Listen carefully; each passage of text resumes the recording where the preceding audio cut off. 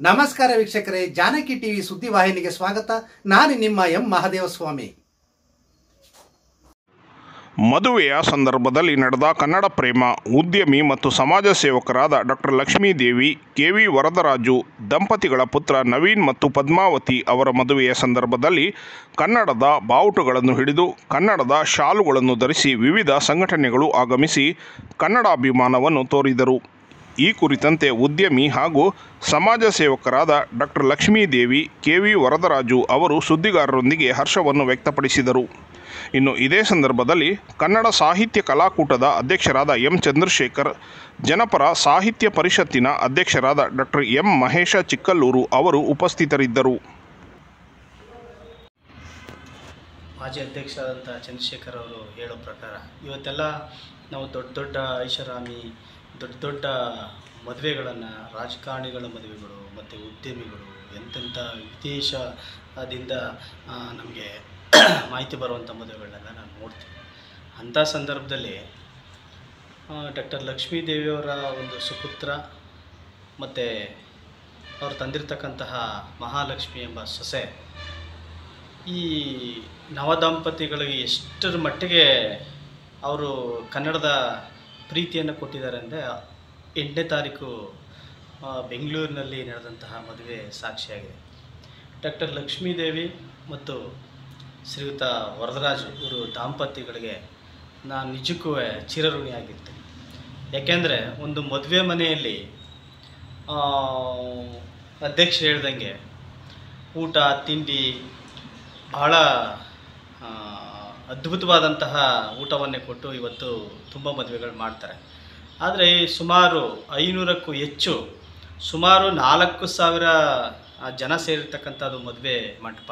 ಅದರಲ್ಲೂ 500ಕ್ಕೂ ಹೆಚ್ಚು ಜನ ಕನ್ನಡದ ಶಲ್ಯಗಳನ್ನು ತಮ್ಮ ಹೆಗಲ ಮೇಲೆ ಏರಿಸ್ಕೊಂಡು ಕನ್ನಡಕ್ಕೆ ಮತ್ತು ಕನ್ನಡ ನಾಡಿಗೆ ಮತ್ತು ಈ ನಾಡು ಕಂಡಂತಹ ವಿದ್ವಾಂಸರಿಗೆ, ಕವಿಗಳಿಗೆ ಜೈಕಾರವನ್ನು ಕೂಗೋದ್ರ ಮೂಲಕ ಇಡೀ ಮದುವೆ ಮಟ್ಟದಲ್ಲಿ ಕನ್ನಡ ರಾಜ್ಯೋತ್ಸವವನ್ನು ಆಚರಣೆ ಮಾಡಿ, ಜೊತೆಗೆ ಕವಿಗೋಷ್ಠಿಯನ್ನು ಸಹ ಅಲ್ಲೇ ಇಟ್ಕೊಂಡು ಅವರಿಗೆ ಕವಿಗೋಷ್ಠಿಯಲ್ಲಿ ಭಾಗವಹಿಸಿದಂಥ ಪ್ರಮಾಣ ಪತ್ರವನ್ನು ಸಹ ವಿತರಿಸುವಂಥ ಒಂದು ವಿಶೇಷವಾದಂಥ ಕಾರ್ಯಕ್ರಮ ಇಡೀ ಕರ್ನಾಟಕದಲ್ಲೇ. ಇದು ಮದುವೆ ಮನೆಯಲ್ಲಿ ಕನ್ನಡ ರಾಜ್ಯೋತ್ಸವ ಮತ್ತು ಕವಿಗೋಷ್ಠಿ ಅಂತಕ್ಕಂಥ ಒಂದು ಶೀರ್ಷಿಕೆ ನನಗನ್ಸುತ್ತೆ ಇಡೀ ಕರ್ನಾಟಕದಲ್ಲೇ ಮೊಟ್ಟ ಮೊದಲು ಅಂತ ಅನಿಸುತ್ತೆ. ಇದಕ್ಕೆ ಆಸ್ತಿಗೆ ಬೆಲೆ ಕೊಟ್ಟವರಲ್ಲ, ತುಂಬ ದೊಡ್ಡತನ ಇರ್ತಕ್ಕಂಥದ್ದಕ್ಕೆ ಬೆಲೆ ಕೊಟ್ಟವರಲ್ಲ, ಯಾವ ಜಾತಿಗೆ ಅಂಟ್ಕೊಂಡವರಲ್ಲ, ಯಾವ ಧರ್ಮಕ್ಕೆ ಅಂಟ್ಕೊಂಡವರಲ್ಲ. ಅವರಲ್ಲಿ ಇರ್ತಕ್ಕಂಥದ್ದು ಒಂದೇ, ನಾನು ಕನ್ನಡಿಗ, ನಾನು ಕನ್ನಡ ಅಭಿಮಾನಿ ಮತ್ತು ಕರ್ನಾಟಕದವರು, ನನ್ನ ಜನ, ನನ್ನ ಭಾಷೆ ಅಂತಕ್ಕಂಥ ಪ್ರೀತಿಯನ್ನು ಇಟ್ಕೊಂಡಂಥ ಒಬ್ಬ ಮಹಿಳೆ. ಇವತ್ತು ಅದನ್ನು ನಾವು ಹೇಳಬೇಕಾಗುತ್ತೆ. ಯಾಕಂದರೆ ಎಷ್ಟೊಂದು ಜನ ಇವತ್ತು ಹಿಂದಿಂದನೂ ಪುರುಷ ಪ್ರಧಾನವಾದಂಥ ಈ ಸಮಾಜದಲ್ಲಿ ಒಬ್ಬ ಮಹಿಳೆ ಕನ್ನಡದ ಅಭಿಮಾನವನ್ನು ಇಟ್ಕೊಂಡು ತಮ್ಮ ಸ್ವಂತ ಸುಪುತ್ರನ ಮದುವೆಯನ್ನು ಕನ್ನಡಮಯ ಮಾಡಿಸಿದಂಥ ಒಂದು ಕೀರ್ತಿ ಅವ್ರಿಗೆ ಮಾತ್ರ ಇವತ್ತು ಸಲ್ಲುತ್ತೆ. ಮತ್ತು ಯಾಕೆ ಈ ಚಂದ್ರಶೇಖರ್ ಅವರು ಅಂಥವರು ಇನ್ನೂ ಮಹಾನ್ ದೊಡ್ಡ ದೊಡ್ಡ ವ್ಯಕ್ತಿಗಳು ಯಾಕೆ ಅವ್ರಿಗೆ ಇವತ್ತು ಬೆಂಬಲವಾಗಿ ನಿಂತಿದ್ದಾರೆ, ಯಾಕೆ ಅವ್ರಿಗೆ ಆಶೀರ್ವಾದ ಮಾಡ್ತಾರೆ? ಅದೇ ಪ್ರೀತಿ.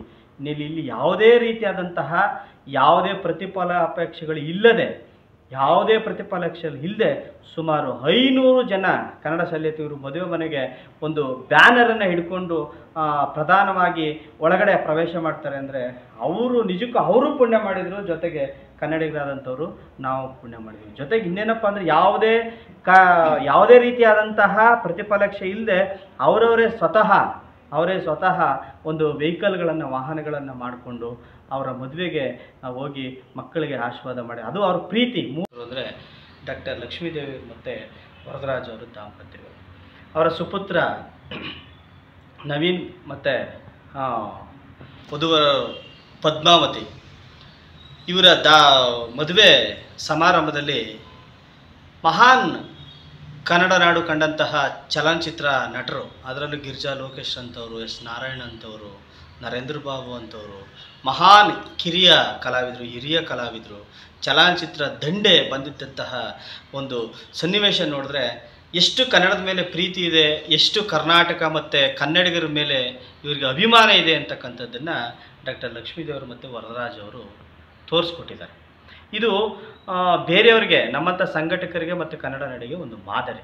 ಯಾಕೆ ಅಂದರೆ ಅಲ್ಲಿ ಶ್ರೀಮಂತರೇನೂ ತುಂಬ ಬಂದಿರಲಿಲ್ಲ, ಬಡವರು ಅಂತಕ್ಕಂಥವರು ಇಲ್ಲ. ತಳಮಟ್ಟದಿಂದ ಹಿಡಿದು ಮೇಲುಮಟ್ಟಕ್ಕೆ ದೊಡ್ಡವರು, ಚಿಕ್ಕವರು, ಬಡವರು, ದೀನ, ದಲಿತರು, ಆಯಿತಾ, ಅಂಗವಿಕಲರು ಸಹ ಮದುವೆಗೆ ಬಂದಿದ್ದರು.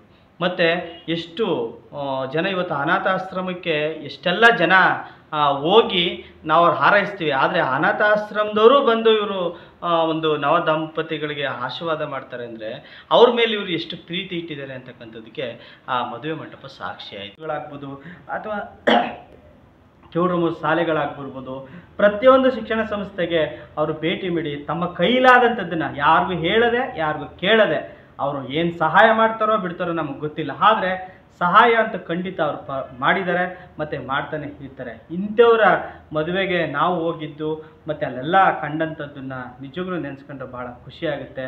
ಅಂಥ ಒಂದು ಸಂದರ್ಭವನ್ನು, ಅಂಥ ಒಂದು ಕನ್ನಡಮಯವಾದ ವಾತಾವರಣವನ್ನು ಡಾಕ್ಟರ್ ಲಕ್ಷ್ಮೀದೇವರು ಮತ್ತು ವರದರಾಜ್ ಅವರು ನಿರ್ಮಾಣ ಮಾಡಿಕೊಟ್ರು. ಇವ್ರಿಗೆ, ಇವರ ಕುಟುಂಬಕ್ಕೆ ಮತ್ತು ಈಗ ತಾನೇ ಮದುವೆ ಆದಂತಹ ನವೀನ್ ಮತ್ತು ಪದ್ಮಾವತಿ ಅವರಿಗೆ ನಾನು ಶುಭಾಶಯಗಳನ್ನು ಕೋರ್ತಾ, ನಮ್ಮ ಜನಪರ ಸಾಹಿತ್ಯ ಪರಿಷತ್ತಿಂದ ಮತ್ತು ಇಡೀ ಕನ್ನಡ ನಾಡಿನ ಜನರ ಪರವಾಗಿ ಮತ್ತು ಜನತೆ ಪರವಾಗಿ ಅವರ ಕುಟುಂಬಕ್ಕೆ ಮತ್ತು ಅವರ ಮಗ ಮತ್ತು ಸೊಸೆಗೆ, ಇನ್ನು ಅವ್ರ ಪರಿವಾರಕ್ಕೆ, ಅವ್ರು ನಂಬಿರ್ತಕ್ಕಂಥ ಕನ್ನಡಿಗರಿಗೆ ಮತ್ತು ಅವರು ನಂಬ್ಕೊಂಡಿರ್ತಕ್ಕಂತಹ ಒಂದು ಕನ್ನಡ ಜನತೆಗೆ ಪರವಾಗಿ ಇವರಿಗೆ ಶುಭವನ್ನು ಕೋರ್ತಾ ನಾನು ಅಭಿನಂದನೆ ಈ ಮಾಧ್ಯಮದ ಮೂಲಕ ನಾನು ಸಲ್ಲಿಸ್ತಾ ಇದ್ದೀನಿ. ಮಟ್ಟಿಗೆ ಈ ಒಂದು ಸಂಸ್ಕಾರ, ಸಂಸ್ಕೃತಿ, ಆ ಶಾಸ್ತ್ರೋಕ್ತವಾದಂಥ ಕನ್ನಡದ ಒಂದು ಪರಿಕಲ್ಪನೆ ಇದೆಯಲ್ಲ, ಅದರ ಅಡಿಯಲ್ಲಿ ಮದುವೆ ಮಾಡ್ತಾರೆ ಅಂದರೆ ನಿಜಕ್ಕೂ ಅದು ನಮ್ಮೆಲ್ಲರೂ ಖುಷಿ ಪಡ್ತಕ್ಕಂತಹ ವಿಚಾರ. ನಾವು ಕಣ್ತುಂಬಿಕೊಂಡಂತೆ ಇಡೀ ಮದುವೆ ಮಂಟಪವೇ ಕನ್ನಡಮಯವಾಗಿತ್ತು. ಇಡೀ ಮದುವೆ ಮಂಟಪ ಒಂದು ಕನ್ನಡ ರಾಜ್ಯೋತ್ಸವದಲ್ಲಿ ಭಾಗಿಯಾದಂತಹ ಸಂದರ್ಭ ಮತ್ತು ಕವಿಗೋಷ್ಠಿಯನ್ನು ಆ ಮೂಲೆಯಲ್ಲಿ ಮಾಡಿದಂಥ ಸಂದರ್ಭದಲ್ಲಿ ಎಷ್ಟು ಜನ ಖುಷಿಪಟ್ಟರು ಅಂದರೆ ನಡುವೆಯಲ್ಲಿ ಏನಾದರೂ ಒಂದು ಚಿಕ್ಕದಕ್ಕೆ ಸಹಾಯ ಮಾಡ್ಬೋದಲ್ಲ ಅಂತ ತಿಳ್ಕೊಂಡು ಮಾಡ್ತಾ ಇದ್ದೀನಿ. ನನಗಿಷ್ಟು ಸಹಕಾರ ಕೊಟ್ಟು ಸ್ಫೂರ್ತಿಯಾಗಿ ನಡೆಸ್ತಂಥ ನನ್ನ ಯಜಮಾನರು ವರದರಾಜ್ KV ಅಂತ, ಅವರು ಭಾಳ ವಿಶೇಷದಲ್ಲಿ ನನ್ನ ಯಾವುದ್ರಲ್ಲೂ ಏನೇ ಒಂದು ಕೆಲಸ ಮಾಡಬೇಕಾದ್ರೂ ಬೇಡ, ಅದು ಮಾಡಬೇಡ, ಇದು ಮಾಡಬೇಡ ಅಂತ ಹೇಳಿದವರೇ ಅಲ್ಲ ಅವರು. ಆ ಒಂದು ಇದರಲ್ಲಿ ನನ್ನ ಕೈಲಿ ಏನೇನಾಗುತ್ತೋ ಅದನ್ನು ಮಾಡ್ಕೊಂಡು ಬಂದೆ. ಆ ಒಂದು ಸಿಚುವೇಷನಲ್ಲಿ ಎಲ್ಲರೂ ನನ್ನ ಪರಿಚಯ ಆದರು, ಅಣ್ಣನಾದರು, ತಮ್ಮನಾದರು, ಮಕ್ಕಳಾದರು. ನಾನು ಒಂದು ದೊಡ್ಡ ಕುಟುಂಬದಲ್ಲಿ ಬಂದಿದ್ರು ಅಂತ ಒಬ್ಬ ಮಗ ಆದ್ರೂ ಪರವಾಗಿಲ್ಲ, ನನಗೆ ಎಲ್ಲ ಕಡೆಗೂ ನನ್ನ ಮಗನ ಸಮಾನ, ನನ್ನ ತಮ್ಮನ ಸಮಾನ, ತಂದೆ ಸಮಾನವಾದರೆ ಸಿಕ್ಕಿ ನನಗೆ ಪ್ರೋತ್ಸಾಹ ಕೊಟ್ಟರು. ಅವ್ರ ಜೊತೆ ನಾನು ನನ್ನ ಕೈಲಾಗಂತ ಸಹಾಯ ಮಾಡ್ಕೊಂಡು ನನ್ನ ಮಗ ಅನ್ನೋದೊಂದು ಪ್ರೀತಿ ವಿಶ್ವಾಸ ಅದನ್ನು ತುಂಬ ಇಟ್ಟಿದ್ದೀನಿ. ಹಾಗೇನೇ ಕೆಲವ್ರಿಗೂ ಅಂತ ಬಂದಾಗ ನಾನು ಒಂದು ಸತಿ ಹೇಳಿದೆ, ಸರ್ ನನ್ನ ಮಗನ ಮದುವೆ ಮಾಡಬೇಕು, ನಾನು ಮಗನ ಮದುವೆ ಮಾಡ್ತೀನಿ ಅಂದಾಗ, ಇಲ್ಲ ಮೇಡಮ್ ನಾವು ನಿಮ್ಮ ಸಪೋರ್ಟಾಗಿರ್ತೀವಿ, ನಾವು ನಿಮ್ಮ ಜೊತೆಗಿರ್ತೀವಿ ಅಂತ ಹೇಳಿದ್ರು. ಅದಕ್ಕೆ ಹೇಳಿದೆ, ಸರ್ ನನಗೆ ನನ್ನ ಮಗನ ಮದುವೆಗೆ ಎಲ್ರಿಗೂ ಹೆಂಗೆ ಸಹಕಾರ ನೋಡಿದ್ದೀನಿ, ಎಲ್ಲರೂ ಬಂದು ಆಶೀರ್ವಾದ ಮಾಡಬೇಕು, ಎಲ್ಲರ ಬ್ಲೆಸ್ಸಿಂಗು ಬೇಕು. ಯಾಕಂದರೆ ಎಲ್ಲರೂ VIP ಆಸೆ ಪಡೋದು ತಪ್ಪು. ಎಲ್ಲರೂ ಬೇಕು, VIP ಬೇಕು, ಪ್ರತಿಯೊಬ್ಬರೂ ಬೇಕು. ಯಾಕಂದರೆ ಎಲ್ಲರೂ ಮನುಷ್ಯರೇ ಅಲ್ವಾ, ಅವರಲ್ಲಿ ನಾವು ಒಬ್ಬರು ಆಗಬೇಕು. ನಮ್ಮ ತಂದೆಯವರು ಸೋಷಿಯಲ್ ವರ್ಕ್ ಮಾಡ್ಕೊಂಡು ಬರ್ತಾಯಿದ್ರು. ಚಿಕ್ಕ ಪುಟ್ಟದ್ದು ನಾನು ಮಾಡ್ಬೋದಲ್ಲ ಅಂತ ಹೇಳಿ ನನ್ನ ಯಜಮಾನರು ಕೊಟ್ಟಂಥ ಫ್ರೀಡಮಲ್ಲಿ, ನನ್ನ ಅತ್ತೆಯವ್ರು ಕೊಟ್ಟಂಥ ಫ್ರೀಡಮಲ್ಲಿ ನಾನು ನನ್ನ ಕೈಲಾದಂಥ ಸಹಾಯ ಮಾಡ್ಕೊಂಡು ಬಂದೆ ಅಂತಂದರೆ ನನಗೆ ನನ್ನ ಯಜಮಾನರು ಸ್ಫೂರ್ತಿ, ನಮ್ಮ ಅತ್ತೆಯವರು ಸ್ಫೂರ್ತಿ. ಅದರಿಂದ ನಾನು ನನ್ನ ಕೈಲಿ ಏನೇನಾಗುತ್ತೋ ಅದನ್ನು ಮಾಡ್ಕೊಂಡು ಬರ್ತಾಯಿದ್ದೆ. ಹಾಗೆ ಎಸ್ ನಾರಾಯಣ್ ಸರ್ ಕೂಡ ನಮ್ಮ ಮದುವೆಗೆ ಭಾಗವಹಿಸಿದ್ರು. ನಮ್ಮ ಮದುವೆ ಅವರು ಒಬ್ಬರಾದರು. ಗೆಜ್ಜೆ ಲೋಕೇಶ್ ಆಗಿರ್ಬೋದು, ನರೇಂದ್ರ ಬಾಬು ಸರ್ ಆಗಿರ್ಬೋದು, ಪ್ರತಿಯೊಬ್ಬರು ನನ್ನ ಮದುವೆಗೆ ಭಾಗವಹಿಸಿದ್ದಾರೆ. ಅವ್ರಿಗೆಲ್ರಿಗೂ ಒಳ್ಳೆಯದಾಗಲಿ, ಬಂದಿದ್ದಂಥ ವ್ಯಕ್ತಿಗಳಿಗೆ ಎಲ್ರಿಗೂ ನಾನು ಒಳ್ಳೆಯದಾಗಲಿ ಅಂತ ಹಾರೈಸ್ತಾ ಇದ್ದೀನಿ. ಸ್ನೇಹಿತರೆ, ಒಂದು ಮದುವೆ ಹೇಗೆ ಮಾಡ್ಬೋದು ಸೃಜನಾತ್ಮಕವಾಗಿ ಮತ್ತು ಒಂದು ಅರ್ಥಪೂರ್ಣವಾಗಿ ಹೇಗೆ ಮಾಡ್ಬೋದು ಅನ್ನೋದ್ರ ಬಗ್ಗೆ ಇತ್ತೀಚಿನ ದಿನಗಳಲ್ಲಿ, ಅಂದರೆ ಇದೇ ನವೆಂಬರ್ ತಿಂಗಳಲ್ಲಿ 8ನೇ ತಾರೀಕು ಬೆಂಗಳೂರಿನ ಪ್ರತಿಷ್ಠಿತ ಕಲ್ಯಾಣ ಮಂಟಪಗಳಲ್ಲಿ ಒಂದಾದಂಥ SRK ಕಲ್ಯಾಣ ಮಂಟಪದಲ್ಲಿ ನಡೆದಂಥ ಒಂದು ವಿವಾಹ ಮಹೋತ್ಸವ ಎಲ್ಲ ಕಾಲಕ್ಕೂ ಕೂಡ ಮಾದರಿಯಾಗುವ ರೀತಿಯಲ್ಲಿ ಅದೊಂದು ಮದುವೆ ನಡೆದಿದೆ. ನೀವೆಲ್ಲ ಅಂದ್ಕೋಬೋದು, ಇವತ್ತು ಮದುವೆ ಅಂತ ಹೇಳಿದ್ರೆ ನಾವೆಲ್ಲ ಸೆಲೆಬ್ರಿಟಿಗಳ ಎಲ್ಲ ಮದುವೆಗಳನ್ನೂ ಕೂಡ ನೋಡಿದ್ದೇವೆ. ಏನು ಅಂಬಾನಿ ಅಂತ ದೊಡ್ಡ ದೊಡ್ಡ ಕೋಟ್ಯಾಧಿಪತಿಗಳ ಮದುವೆಗಳನ್ನು ಕೂಡ ನಾವೆಲ್ಲರೂ ಕೂಡ ದೂರದರ್ಶನಗಳ ಮೂಲಕ ನಾವು ಅದನ್ನೆಲ್ಲ ನೋಡಿದ್ದೇವೆ. ಅಲ್ಲಿ ನಡೆಯುವಂಥ ಕಾರ್ಯಕ್ರಮಗಳು ಕೇವಲ ಅವರ ಕೌಟುಂಬಿಕ ವಾತಾವರಣಕ್ಕೆ ಮಾತ್ರ ಸೀಮಿತವಾಗಿರ್ತವೆ, ಅದರ ಆಚೆಗೆ ಏನೂ ಇರೋದಿಲ್ಲ. ಅಂದರೆ ಅವರ ಕುಟುಂಬಕ್ಕೆ ಮತ್ತು ಅವರಿಗೆ ಏನೆಲ್ಲ ಅಗತ್ಯ ಇದೆ ಅದನ್ನು ಆ ಒಂದು ಮದುವೆ ಮಂಟಪಗಳಲ್ಲಿ ಅತ್ಯಂತ ವಿಜೃಂಭಣೆಯಾಗಿ ಐಷಾರಾಮಿಯಾಗಿ ತೋರಿಸುವಂಥದ್ದನ್ನು ನಾವೆಲ್ಲರೂ ಕೂಡ ಗಮನಿಸಿದ್ದೇವೆ. ಆದರೆ ವಿಶೇಷ ಎನ್ನುವ ರೀತಿಯಲ್ಲಿ ಅಂದರೆ ಬೆಂಗಳೂರಿನ ಸಮಾಜಮುಖಿ ಚಿಂತನೆಗಳನ್ನಿಟ್ಟುಕೊಂಡು ಸಾಮಾಜಿಕವಾಗಿ ಮತ್ತು ಸಮುದಾಯದ ಪರವಾಗಿ ನಿರಂತರವಾಗಿ ತಮ್ಮ ಬದುಕನ್ನು ಕಟ್ಟಿಕೊಂಡಂಥವರು ಶ್ರೀಮತಿ ಲಕ್ಷ್ಮೀದೇವಿ ಮತ್ತು ನಮ್ಮ ವರದರಾಜರು. ಅವರು ಅವರ ಮಗನ ವಿವಾಹವನ್ನು ಒಂದು ರೀತಿ ಎಲ್ಲ ಕಾಲಕ್ಕೂ ಕೂಡ ಮಾದರಿ, ಬೇರೆಯವರು ಕೂಡ ಅನುಸರಿಸಬಹುದು ಎನ್ನೋ ರೀತಿಯಲ್ಲಿ ಆ ಮದುವೆಯನ್ನು ಅವರು ನಡೆಸಿದ್ದು ಕೂಡ ಅದು ಎಲ್ಲ ಕಾಲಕ್ಕೂ ಕೂಡ ಮಾದರಿ ಆಗುವಂಥದ್ದು.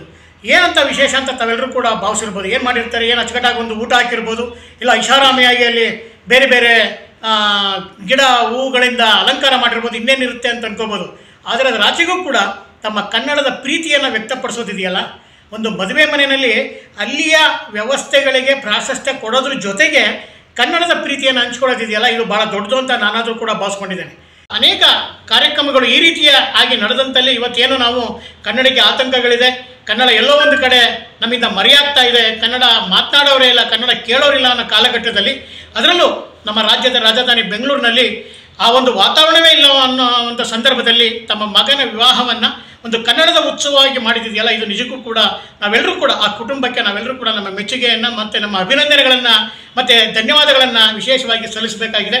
ಆ ದಿಕ್ಕಿನಲ್ಲಿ ನನಗೆ ಕಂಡ ಹಾಗೆ ಅವರು ಕಳೆದ ಒಂದು 2-3 ತಿಂಗಳಿಂದಲೂ ಕೂಡ ನಿರಂತರವಾಗಿ ಕರ್ನಾಟಕದಾದ್ಯಂತ ಈ ಮದುವೆಯ ಸಂಭ್ರಮವನ್ನು ಹಂಚಿಕೊಳ್ಳಿಕ್ಕೆ ಎಲ್ಲ ಗಣ್ಯರನ್ನು ಆಹ್ವಾನ ಮಾಡಲಿಕ್ಕೆ ಅವರು ಎಲ್ಲರನ್ನೂ ಕೂಡ ಒಟ್ಟುಗೂಡಿಸೋದ್ರ ಮೂಲಕ ಇಡೀ ಒಂದು 3 ತಿಂಗಳ ಕಾಲ ಅವಿರತವಾಗಿ ಇಡೀ ನಾಡಿನಾದ್ಯಂತ ಅವರು ಓಡಾಡಿ ಅದಕ್ಕೆ ಕನ್ನಡ ಪರವಾದ ಚಿಂತನೆಗಳನ್ನ ಇಟ್ಕೊಂಡಂಥವ್ರನ್ನ ಮತ್ತು ಅವರ ಆತ್ಮೀಯರನ್ನು ಮತ್ತು ಬೇರೆ ಬೇರೆ ಕ್ಷೇತ್ರದಲ್ಲಿ ಸಾಧನೆ ಮಾಡಿದಂಥವ್ರನ್ನ ಎಲ್ಲರನ್ನೂ ಕೂಡ ಆ ಒಂದು ವಿವಾಹ ಮಹೋತ್ಸವಕ್ಕೆ ಆಹ್ವಾನಿಸಿ ಅವರಿಗೆಲ್ಲ ರೀತಿಯಲ್ಲೂ ಕೂಡ ಯಾವುದೇ ತೊಂದರೆ ಆಗದ ರೀತಿಯಲ್ಲಿ ಮಾಡಿದ್ದು ಕೂಡ ಅವರ ಒಂದು ಆ ವಿವಾಹ ಮಹೋತ್ಸವಕ್ಕೆ ಅವರು ಏನು ಅಂದ್ಕೊಂಡಿದ್ರು, ತಮ್ಮ ಮಗನ ವಿವಾಹ ಮಹೋತ್ಸವ ಭಾಳ ಅದ್ದೂರಿಯಾಗಿ ನಡಿಬೇಕು, ಅರ್ಥಪೂರ್ಣವಾಗಿ ನಡಿಬೇಕು ಮತ್ತು ಸೃಜನಾತ್ಮಕವಾಗಿರಬೇಕನ್ನೋ ಅವರ ಕಾಳಜಿ ಏನಿತ್ತು ಅದು ಅಲ್ಲಿ ಅನಾವರಣ ಆಗಿದೆ. 8ನೇ ತಾರೀಕು ನಡೆದಂಥ ಆ ವಿವಾಹ ಮಹೋತ್ಸವದಲ್ಲಿ ಭಾಗಿಯಾದ ಎಲ್ಲರಿಗೂ ಕೂಡ ಇಲ್ಲಿ ಮದುವೆ ನಡೀತಾ ಇದೆಯೋ, ಇಲ್ಲಿ ರಾಜ್ಯೋತ್ಸವ ನಡೀತಾ ಇದೆಯೋ, ಇಲ್ಲಿ ಕನ್ನಡದ ಒಂದು ವಾತಾವರಣ ಇದೆಯೋ ಅನ್ನೋ ರೀತಿಯಲ್ಲಿ ಅವರಿಗೆ ಸೋಜಿಗವನ್ನು ಉಂಟು ಮಾಡೋ ರೀತಿಯಲ್ಲಿ ಆ ವಿವಾಹ ಮಹೋತ್ಸವ ಮಾಡಿದ್ದು ಕೂಡ ನಮ್ಮೆಲ್ಲರಿಗೂ ಕೂಡ ಕಣ್ಣಿಗೆ ಕಟ್ಟುವಂಥದ್ದು. ಮತ್ತು ಅವರ ಕನ್ನಡದ ಪ್ರೀತಿಗೆ ನಾವೆಲ್ಲರೂ ಕೂಡ ಅವರಿಗೆ ಒಂದು ಆ ಕುಟುಂಬಕ್ಕೆ ಮೆಚ್ಚುಗೆಯನ್ನು ಸೂಚಿಸಲೇಬೇಕು.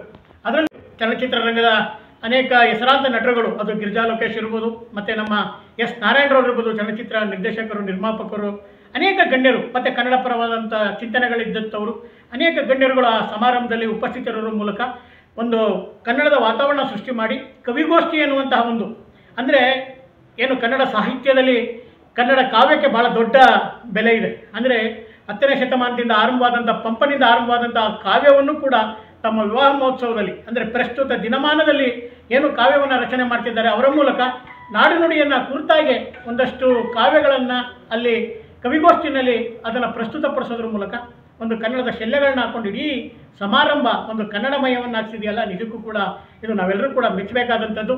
ಆ ಕುಟುಂಬಕ್ಕೆ ನಾವೆಲ್ಲ ಕಾಲಕ್ಕೂ ಕೂಡ ಅವರಿಗೆ ಋಣಿಯಾಗಿರಬೇಕು ಮತ್ತು ಅವರ ಮೆಚ್ಚುಗೆಗೆ ನಾವು ಧನ್ಯವಾದಗಳನ್ನು ಸಲ್ಲಿಸಬೇಕು. ಇಂಥ ಕಾರ್ಯಕ್ರಮಗಳು ಯಾಕೆ ಅಂತ ಹೇಳಿದ್ರೆ, ನಾವು ಈ ಮಣ್ಣಿನಲ್ಲಿ ಹುಟ್ಟಿದ್ದೇವೆ, ಈ ನೆಲದಲ್ಲಿ ನಾವು ನಮ್ಮ ಬದುಕನ್ನು ಕಟ್ಕೊಂಡಿದ್ದೇವೆ, ಇಲ್ಲಿಯ ಗಾಳಿಯನ್ನು ಇಲ್ಲಿಯ ನೀರನ್ನು ಸೇವಿಸಿದ್ದೇವೆ. ಕನ್ನಡಕ್ಕೆ ನಾವೇನಾದರೂ ಕೂಡ ಕಿಂಚೊತ್ತಾದರೂ ಕೂಡ ನಾವು ಏನಾದರೂ ನಮ್ಮ ಕೃತಜ್ಞತೆಯನ್ನು ಸಲ್ಲಿಸಬೇಕು. ಅದಕ್ಕೆ ನಾವು ಪೂರಕವಾಗಿರಬೇಕು ಅಂತ ಹೇಳಿದ್ರೆ ನಾವು ನಮ್ಮ ಮನೆಯನ್ನೇ ನಾವು ಕನ್ನಡಮಯವನ್ನಾಗಿಸ್ಕೋಬೇಕು. ಅಂದರೆ ಸಾವಿರಾರು ಸಂಖ್ಯೆಯಲ್ಲಿ ಬಡವರಿಂದ ಹಿಡಿದು ಮಧ್ಯಮ ವರ್ಗದವರಿಂದ ಹಿಡಿದು ಮತ್ತು ಪ್ರತಿಷ್ಠಿತ ವ್ಯಕ್ತಿಗಳನ್ನು ಅಲ್ಲಿಗೆ ಆಹ್ವಾನ ಮಾಡೋದ್ರ ಜೊತೆಗೆ ಅಲ್ಲಿ ಕನ್ನಡದ ಹಿರಿಮೆ ಗರಿಮೆಯನ್ನು ಎತ್ತಿ ಹಿಡಿಯುವಂಥ ಕೆಲಸಗಳು ಆ ಮದುವೆ ಮಂಟಪದಲ್ಲಿ ನಡೆದಿದೆ ಅಂತ ಹೇಳಿದ್ರೆ ನಿಜಕ್ಕೂ ಕೂಡ ಆಶ್ಚರ್ಯ ಆಗ್ತದೆ. ಅದನ್ನು ತಾವೆಲ್ಲ ಹೇಗೆ ಅಂತ ಹೇಳಿದ್ರೆ, ಏನು ಒಂದು 500ಕ್ಕೂ ಹೆಚ್ಚು ಜನರು ಕನ್ನಡದ ಆ ಶೆಲ್ಲೆಗಳನ್ನ ಹಾಕ್ಕೊಂಡು ಇಡೀ ಮದುವೆ ಮಂಟಪವನ್ನು ಒಂದು ರೀತಿ ಕನ್ನಡದ ಒಂದು ಕೇಂದ್ರವನ್ನಾಗಿ ಮಾಡಿದ್ದು, ಕನ್ನಡ ರಾಜ್ಯೋತ್ಸವದ ಉತ್ಸವವನ್ನಾಗಿ ಮಾಡಿದ್ದು. ಆ ಮದುವೆ ಮಹೋತ್ಸವ ಒಂದು ರೀತಿ ಕನ್ನಡದ ಉತ್ಸವವಾಗಿ ಪರಿವರ್ತನೆ ಆಗಿದೆಯಲ್ಲ, ಅದು ಲಕ್ಷ್ಮೀದೇವಿ ಮತ್ತು ವರದರಾಜರವರ ಆ ಕನ್ನಡ ಪ್ರೀತಿಗೆ, ಅವರ ಕನ್ನಡ ಅಭಿಮಾನಕ್ಕೆ ಮತ್ತು ಕನ್ನಡದ ಬಗ್ಗೆ ಅವ್ರಿಗಿರುವಂಥ ಒಂದು ಕಾಳಜಿಯನ್ನು ವ್ಯಕ್ತಪಡಿಸಿದ್ದು ಕೂಡ ಭಾಳ ವಿಶೇಷ.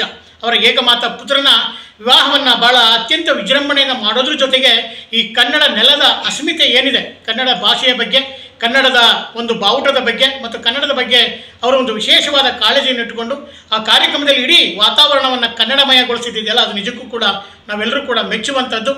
ಇವರು ಮಾಡಿದಂಥ ಈ ಕಾರ್ಯಕ್ರಮವನ್ನು ಕೂಡ ತಮ್ಮ ಮದುವೆ ಮನೆಗಳಲ್ಲಿರ್ಬೋದು, ತಮ್ಮ ಮಕ್ಕಳ ದೊಡ್ಡ ದೊಡ್ಡ ಕಾರ್ಯಕ್ರಮಗಳಿರ್ಬೋದು, ಈ ನೆಲದ ಅಸ್ಮಿತೆಯನ್ನು ಅವರಲ್ಲಿ ತೋರಿಸಿದ್ದೆ. ಆದರೆ ನಿಜಕ್ಕೂ ಕೂಡ ಈ ಪುಣ್ಯಭೂಮಿಯಲ್ಲಿ ಹುಟ್ಟಿದ ಪುಣ್ಯ ಅವ್ರಿಗೂ ಕೂಡ ಸಿಗುತ್ತೆ.